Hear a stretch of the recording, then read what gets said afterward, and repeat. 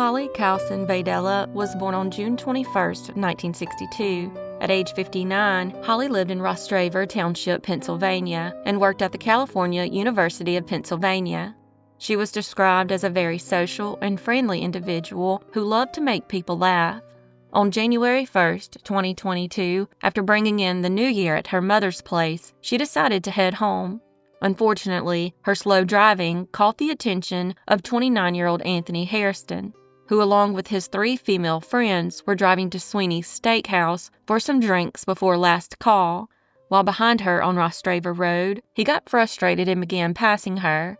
He would later claim she swerved at him, which fueled his anger to the point that he pulled out his gun and shot twice into the driver's side window. He and his friends then fled the scene and arrived at Sweeney's at 1:36 a.m. Holly was discovered dead in her SUV a few minutes later. Thankfully, surveillance cameras from a nearby home recorded Hairston's vehicle passing Holly. He was arrested during a traffic stop the following day and charged with her murder. As for the murder weapon, a Glock 9mm pistol, it was found in his girlfriend Shaquela Poole's bag.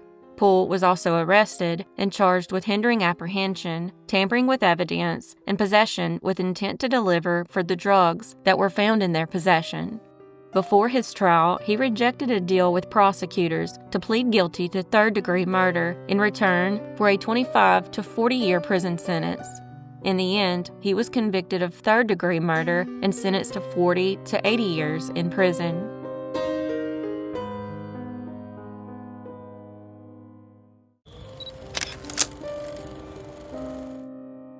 On January 9, 1989, Mary Ann Daniels, who was developmentally disabled, was placed in a transitional living facility on Hoyt Avenue in Everett, Washington by a social worker. Unfortunately, her stay there would be extremely short. On February 1, 1989, at around 11 a.m., a property manager came by Mary Ann's apartment to collect her rent and noticed the door slightly ajar. She peeked inside and saw Mary Ann's lifeless body and quickly called 911. An autopsy determined that Mary Ann was likely killed on January 28, 1989. She had been sexually assaulted and strangled with 3 ligatures, a bra, a purse strap, and an electrical cord. Male DNA was collected from her body, as well as from at least one of the ligatures. At the time of the investigation, police questioned 3 men, including the property manager, a man with whom Mary Ann had a previous relationship with, and her neighbor, Joseph Andrew Jaquez, who moved in the same day she did. However, at the time, they were not able to link anyone to the crime, and her case would go unsolved for the next 36 years. Over the years, investigators continued to work tirelessly to solve Mary Ann's case and bring justice to her family. Finally, in 2020, the Everett Police Department enlisted the help of Othram and their forensic genetic genealogist, Deb Stone. 5 years later, in 2025, investigators identified the suspect as none other than her neighbor, Joseph Jaquez, who was now 61 years old. He was arrested in Las Vegas, where he had relocated. In order to verify his DNA before his arrest, Las Vegas detectives collected a discarded beer bottle that Jaquez had drank out of at a restaurant. His DNA matched the DNA found on the ligature that was used to strangle Mary Ann. At this time, Jaquez is still in jail awaiting the outcome of the case.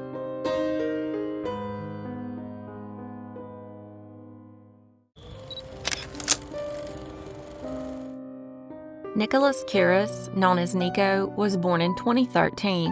When he was an infant, his mother sadly passed away, leaving him in the care of his father, Kevin Kuras.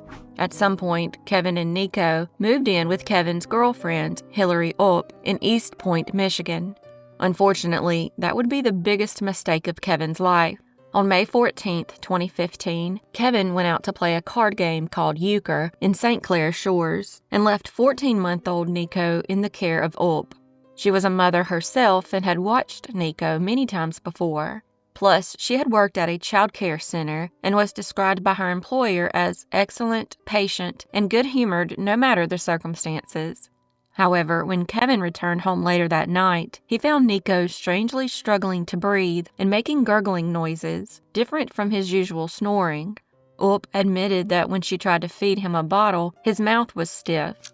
The next morning, Kevin was awakened by Nico's uncontrollable crying and instructed Up to call 911. When emergency services arrived, they found Nico in critical condition and rushed him to the hospital. It was determined that he was suffering from multiple injuries, including severe head trauma, 6 broken ribs, and a broken collarbone. Up was questioned but gave multiple conflicting explanations for Nico's injuries. She claimed that she sat Nico on a bed while she fixed bumpers on his crib. She said Nico fell asleep and fell off the bed, hitting his head on a door frame. She also said it's possible she hugged him too hard. Investigators definitely suspected child abuse, especially after Kevin told them that Up may have been jealous of the attention he gave Nico. In 2016, Up was convicted of first-degree child abuse and was sentenced to 11 to 30 years in prison. Kevin and Nico then moved in with Kevin's parents in Centerline, Michigan. Sadly, Nico never fully recovered from his injuries. He couldn't walk, talk, or feed himself and required round-the-clock care. Sadly, on January 7, 2021, Nico died from complications related to the injuries inflicted on him by Up. After his death, a new investigation began and ultimately led to Up being charged with first-degree felony murder, and on January 28, 2025, she was sentenced to life in prison without the possibility of parole.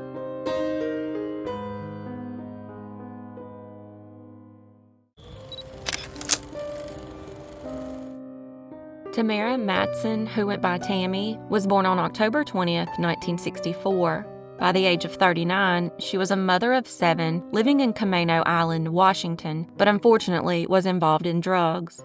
Her mother tried to help her, but she would respond that she was doing life her way and that even if she ended up on the streets, she could still survive. However, this couldn't be further from the truth, and in late 2003, her life was tragically cut short. On December 9th, Tammy's body was discovered in dense vegetation at Camano Island State Park, about an hour north of Seattle. Recovered from a nearby parking lot was a cigarette butt that would later help solve the case. Despite extensive investigations, interviews, and pursuit of various leads, authorities were unable to identify a suspect at the time, and for the next 21 years, her murder remained unsolved. In 2009, a DNA profile was obtained from the cigarette butt and uploaded to CODIS. The database produced a match that linked to 69-year-old Carl Schlobaum. However, that only proved that Schlobaum was at the park and not necessarily at the crime scene. So investigators needed more evidence to tie him to the murder. In 2019, detectives attempted to interrogate him at an Arizona prison where he was serving a life sentence without the possibility of parole for a 2005 murder. Unfortunately, the investigators came up empty-handed. Then, in April 2021, the case took a dramatic turn when Schlobaum sent a letter to Island County detectives claiming to have information about Tammy's murder. In exchange for his cooperation, he presented investigators with an extensive list of demands. One of the demands was to be transferred to a Washington prison for the remainder of his current sentence. That demand was the only one that investigators considered agreeing to. A couple of months later, with the agreement that if Schlobaum confessed and signed the confession, he would be transferred to a Washington prison. Schlobaum told investigators what led to Tammy's murder. He said he murdered her over a drug deal dispute. Unfortunately, due to complications in the process, Schlobaum never signed the confession, which would have led to charges of first-degree murder and first-degree kidnapping. It wasn't helped that this was going on in the middle of the pandemic. Then, in October 2024, investigators received some bad news about 69-year-old Schlobaum. He had suffered multiple strokes and was now experiencing advanced dementia. Due to this, he was no longer competent to stand trial. It was then decided that formal charges would never be brought against him, and on January 9, 2025, the investigation was officially closed. As of February 2025, Schlobaum is still alive, requiring round-the-clock care in the prison's special needs unit.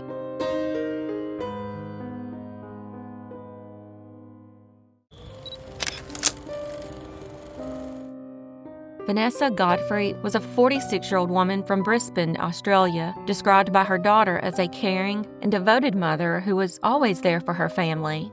She had been married to 53-year-old Jeffrey James Godfrey for 27 years before they separated. Despite their separation, the couple remained in each other's lives, spending time together and sharing their roles as parents and grandparents. In February 2023, Vanessa and Jeffrey took a 3-night trip to the Pelican Waters Resort in Sunshine Coast, Australia, to celebrate a friend's birthday. However, their getaway ended in a horrific tragedy. Jeffrey had been using methamphetamine for over a decade, leading to long-term paranoia and delusions. Despite reportedly being sober at the time of the incident, he had suffered from drug-induced psychosis for years. His paranoia intensified during the trip when he couldn't find his driver's license and Medicare card, convincing himself that Vanessa stole them. He then began repeatedly asking her if his life had been a lie. Unfortunately, his mental episode would lead to a horrible tragedy.